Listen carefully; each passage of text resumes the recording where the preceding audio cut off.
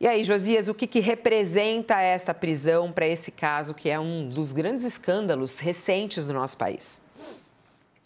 Essa prisão, Fabiola, do ex-chefe do INSS, o Alessandro Stefanuto, indica que a Polícia Federal cercou o escalão intermediário desse escândalo do assalto contra os aposentados.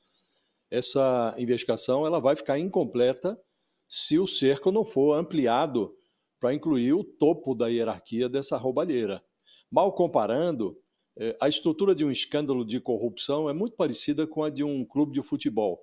Ainda que se comprove que havia no INSS craques da roubalheira, eles não teriam desviado 6,3 bilhões de reais da folha de aposentados sozinhos. No futebol, tem toda uma estrutura por trás da jogada, a equipe médica, o preparador físico, o treinador e o time em campo, armando ali os lances que levam ao gol. No roubo das aposentadorias, foi a mesma coisa. Sob o Bolsonaro e sob o Lula, o governo criou todas as condições para esse escândalo. Facilitou a armação das jogadas. Então, os criminosos só cometeram o crime. Quando o caso chegou ao noticiário, o então ministro da Previdência, o Carlos Lupe, ele resistia em demitir o Stefanuto, que foi afastado finalmente por ordem judicial. O Lupe dizia que o Stefanuto é um ser extremamente qualificado, não poderia queimar na fogueira. Agora a qualificação está ardendo, ainda que momentaneamente, na cadeia. A Polícia Federal está de volta às ruas, está cumprindo aí mais de 7 dezenas de mandados de prisão ou de busca e apreensão.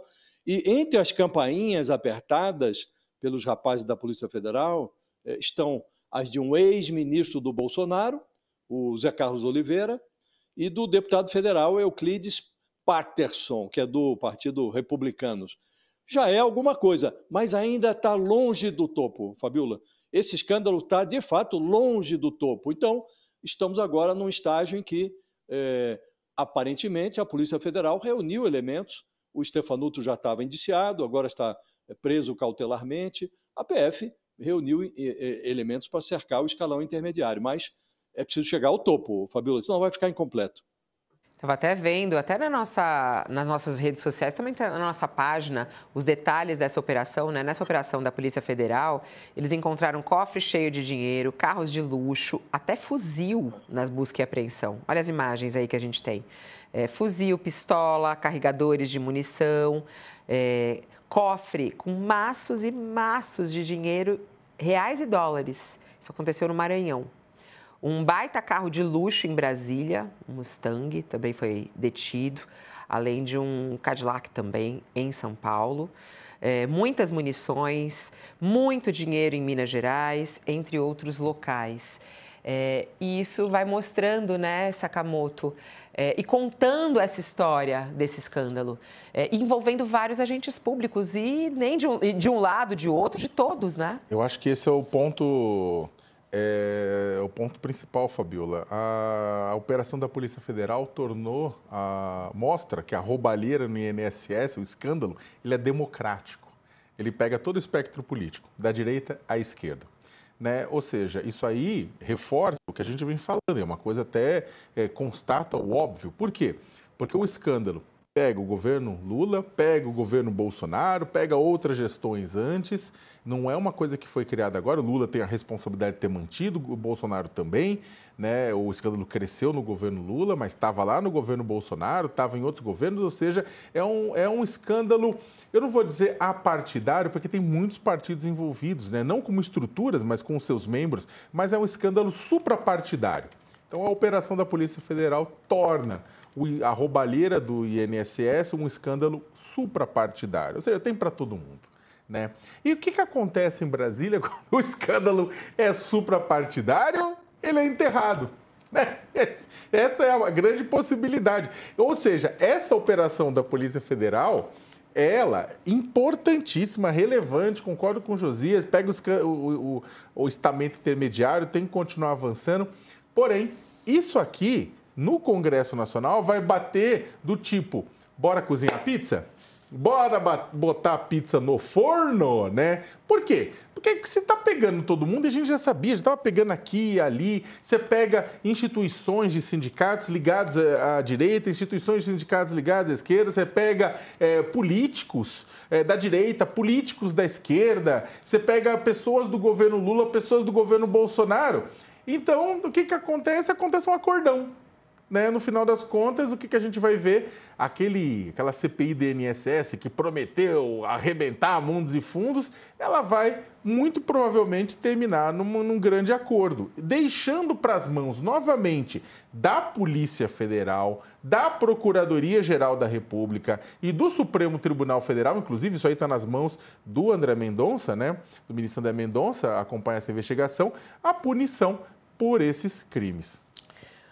Só para a gente falar um pouquinho sobre o perfil, né? Quem é esse ex-presidente do INSS que foi preso na operação? Ele que atuou no governo Lula. Alessandro Stefanuto. Ele é formado em Direito pela Universidade Mackenzie, tem especialização na GV, na Universidade de Alcalá, na Espanha. Se tornou mestre em Sistemas de Seguridade Social. O currículo dele também inclui mestrados internacionais em Direito por Universidades de Portugal, Itália. Ele era parte do grupo técnico, inclusive, da Receita Federal e procurador também. Foi procurador da Advocacia Geral da União, onde ele permanece até hoje vinculado. Antes de assumir o posto mais alto do INSS, ele ocupou outras funções dentro da instituição e participou também da equipe de transição do governo Lula na área da Previdência.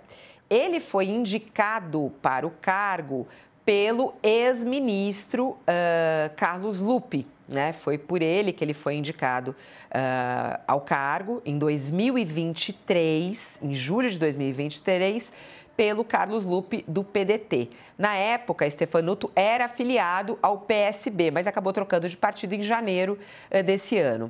E aí, em abril, quando o caso da fraude do INSS se tornou público, Lupe assumiu a responsabilidade pela indicação. Uma semana depois do escândalo, Carlos Lupe deixou o ministério. Stefanuto já era conhecido no governo Lula antes mesmo da sua indicação, porque ele era consultor para assuntos previdenciários, né, no gabinete, inclusive, da transição para o governo, do governo Bolsonaro para o governo Lula, né? Segundo a Polícia Federal, foram identificados descontos não autorizados em aposentadorias e em pensões. Esses descontos associativos só deveriam ser efetuados nas contas de beneficiários, né? Esse que é o escândalo que a gente está acompanhando. E é importante olhar para esse histórico do ex-presidente do INSS, né, Josias? De que maneira isso respinga no governo Lula? Carlos Lupe já foi afastado, mas foi ele que foi indicado. O que isso politicamente pode afetar o presidente Lula e o governo Lula? Politicamente, o escândalo já foi absorvido, né? O governo Lula agiu com atraso, hesitou no afastamento do Carlos Lupe. O Lupe foi afastado do Ministério da Previdência, não por opção do Lula, mas por pressão. O Lula resistiu, manteve o Lupe no cargo e depois que viu que não dava mais, aí acabou afastando, né? E o Alessandro Stefanuto, antes disso, o Lupe ainda ministro, também resistia em afastar, né? Então, o que fez o governo? Agora, se vangloria do fato de o escândalo ter sido apurado nesta gestão, né? E antecipou a restituição do dinheiro desviado dos aposentados. Mas muita gente ainda não tem nem condições de saber que foi roubado, que foi assaltado. Muitos aposentados nem sabem que foram assaltados.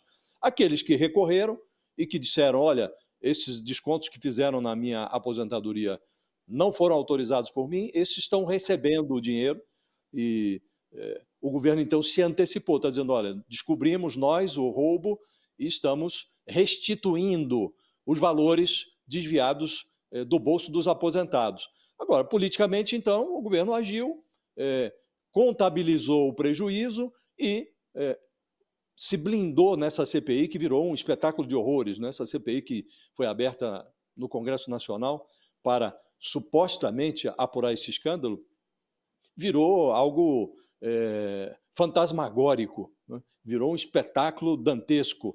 Primeiro, está forçando portas que já foram arrombadas pela Polícia Federal. Em segundo lugar, realmente restringiu o trabalho, a CPI, a um espetáculo que não inqualificável e, portanto, muito fácil de qualificar. Prende pessoas que são soltas na sequência. Ainda outro dia confiscaram o celular de um depoente. Prestar depoimento nessa CPI é um grande risco. Não conduz a nada, mas humilha as pessoas que lá comparecem, né? Então, está nas mãos da Polícia Federal, da Controladoria Geral da União, avançar nessa investigação. Agora, o prejuízo